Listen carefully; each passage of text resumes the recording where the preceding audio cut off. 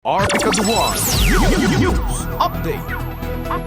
Na meron na po tayong naitalagang bagong PNP chief. Una po sa lahat, tayo po ay nagko-congratulate kay Major General Nicolas Torre bilang bagong PNP chief po natin.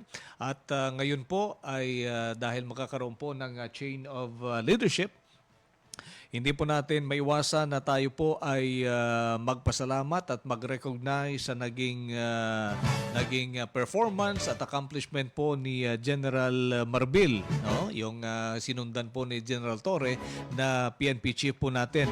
Unang-una, naipatupad po ang napakaraming programa sa hanay po ng pulisya, naging profesional at naging mataas po ang moral ng ating mga pulis.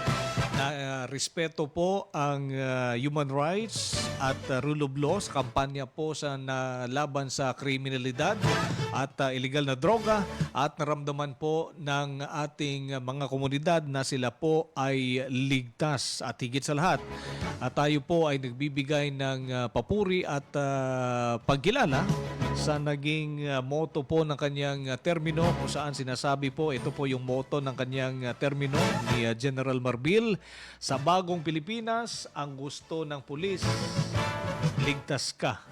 Ito po yung nais nating iparating sa ating very accomplished at napakaganda pong performance ni outgoing PNP Chief General Marbil.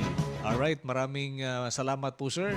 Ang ating appreciation sa inyong professionalism, kabaitan at pagrespeto sa hanay po ng inyong mga pulis.